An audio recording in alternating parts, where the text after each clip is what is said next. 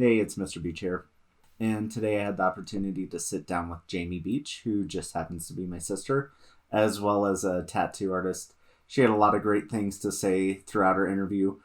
There was an interruption with the connectivity of our internet, so you'll see a scene change halfway through, but I hope you enjoy.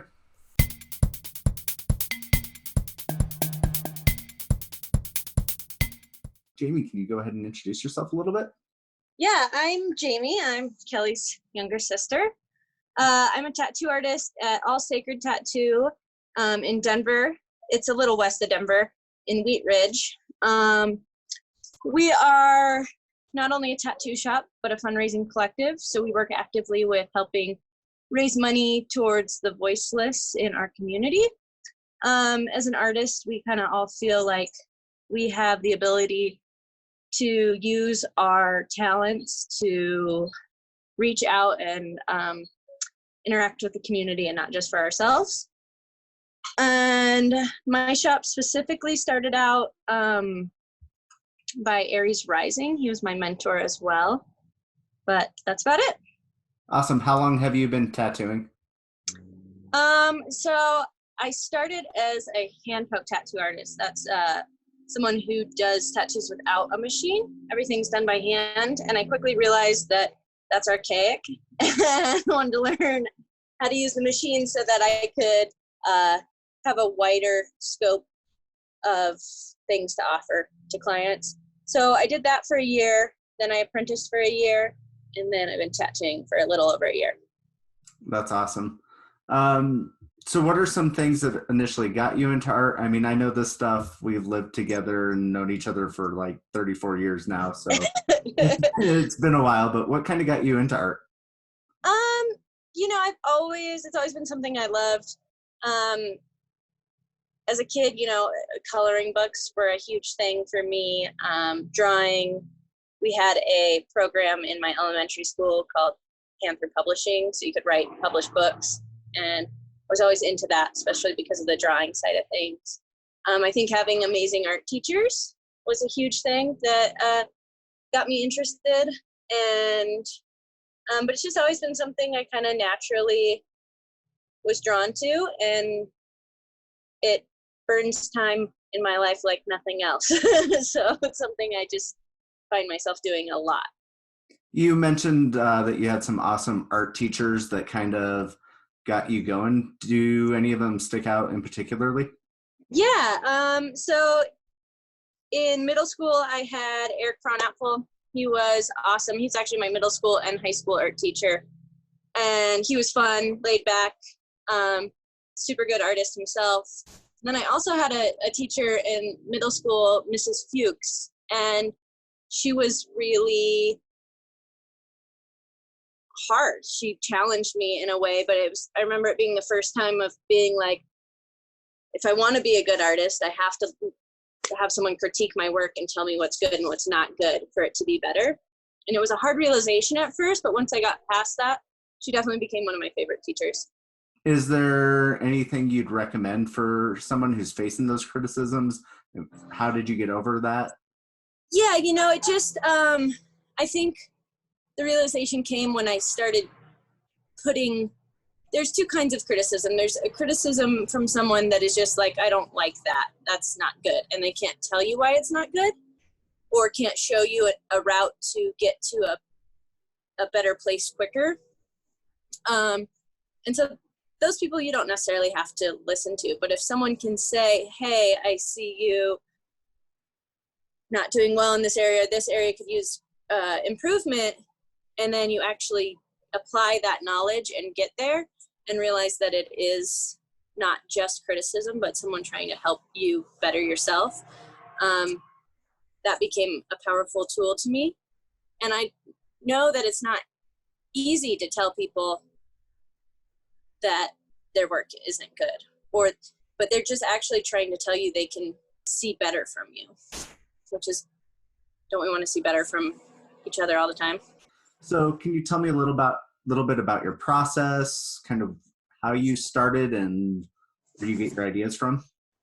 To become a tattoo artist, you have to have a portfolio of work that relates to tattooing. So I found an artist, which is Aries, the owner of the shop, and I was just enamored with his style and the imagery he creates. It resonated with me. It's a lot of imagery that kind of is self-empowering and also talks about the greater whole of the universe. And I was just really drawn to him, and so I started to use him as a reference to emulate a style in tattooing, but through my own voice. And once you get kind of a portfolio, you can present it to an existing tattoo artist. When it comes to tattooing, the easiest way to get to know a tattoo artist and to let them know you love and appreciate their work is to be tattooed by them. So my first step was getting a sleeve from my mentor. And that's a lot of time. It took him 40 hours to complete it. So that's a lot of time to get to know someone and watch their practice in art as well. As far as once I did that, then there's just a lot of legwork before you even pick up a tattoo machine. A lot of practicing, like your lines. One of the most important parts in tattooing is having straight, clean, crisp lines. And if you can't do that on paper, then you have no right to do it on skin. So you build yourself from the ground up, basics, shapes, color shading, simple designs, and then you work your way up and you grow into bigger, more elaborate. And that's kind of the beautiful thing about tattooing. It's this never-ending process of growing. What kind of inspires your art making now or your tattoo design? So it's kind of a twofold part. Part of it is my inspiration, and the other part is the client coming to me for the tattoo, their inspiration. So sometimes people come to me and they're like, I just like what you do. And then when it's a client inspired along with me, they'll come and say, maybe I want a snake because snake reminds me of my mom, and I want some flowers because this represents my family. And then I'll tie all those things together and then put them in my style. And I would have to say that my style is definitely inspired by the people that I work with. We play off of each other, we give each other ideas, which helps you grow as an individual and just helps you kind of give and take from each other. That's awesome. When you're sitting down in your space and your time, can you kind of walk us through your process? Are there some things that you routinely do? Do you work at a specific time in the day? Yeah, so tattooing isn't just going to work and showing up and tattooing while you're at work. Tattooing that time in the shop is just purely for putting down a design on a person that you already created. So every night I come home from work and I draw another 4 to 5 hours after I've worked probably a 5 to 8 hour day already. And I have a 7-year-old, so my time is limited. So I come home, I eat a good dinner, I put my kid to bed, and then once he's asleep, I turn on some music, get myself some tea, and I sit down and I'll lay out my consultation form, which is like a piece of paper that explains everything me and my client talked about and what they want for their tattoo. And then I start kind of doing some sketches. It starts in a red pencil sketch. I use an iPad. It's simple. It uses less paper.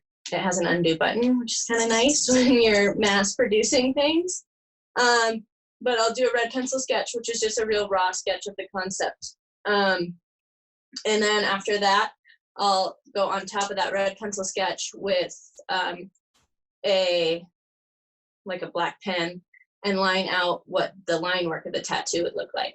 And then once that's done, I like to print out that line work, and then I'll do a shading study so that when I come to the tattoo day of, there's nothing that I'm left to guess with. I have everything I need to reference from, because when you put a tattoo on someone, there's no room for error. So you want to, the better, more prepared you are, the better the tattoo. That's awesome. So it's a real intensive process. A lot of people might just see it as, oh, you come in and you just kind of crank it out. They may not recognize all that work that goes on behind the scenes. Yeah, absolutely. And as obviously, like as any artist goes, the longer you've been in it, the legwork gets quicker, but the artist still has put in, 10,000 hours or something before even getting there that lets them become faster in the long run. As an artist, what are some struggles that you faced throughout your career?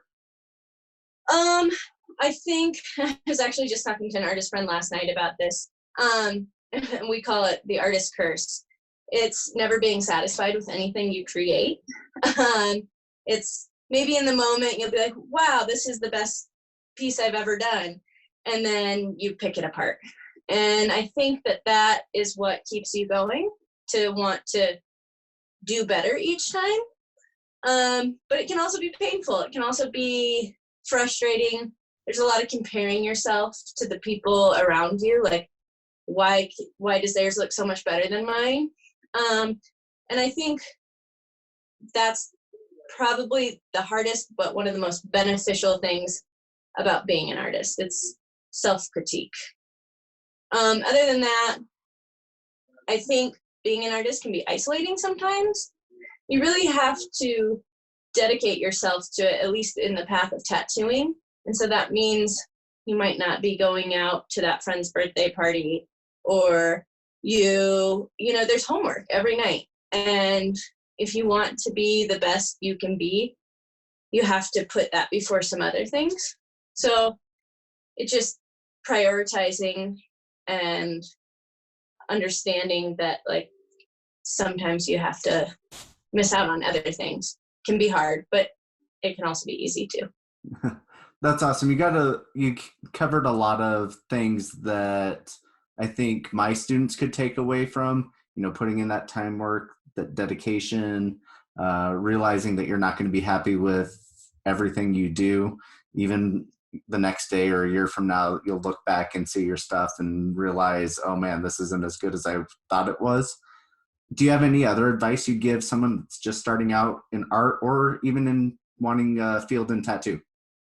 Yeah, I would say, be gentle with yourself, because there's an importance in knowing that good work takes time.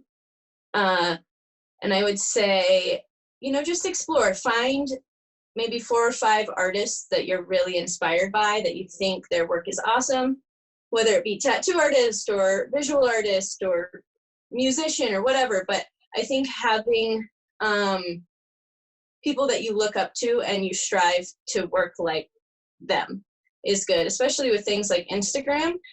It's a vast tool where you can just search a hashtag and see someone's art and start following people that inspire you. And don't be afraid to kind of emulate their work in the beginning, because you'll eventually figure out your own voice in the process of emulating someone else. But there's a reason why you were drawn to someone's style. Awesome. I think that's all I have for you today. Thank Cool. you for giving me your time. I greatly appreciate it.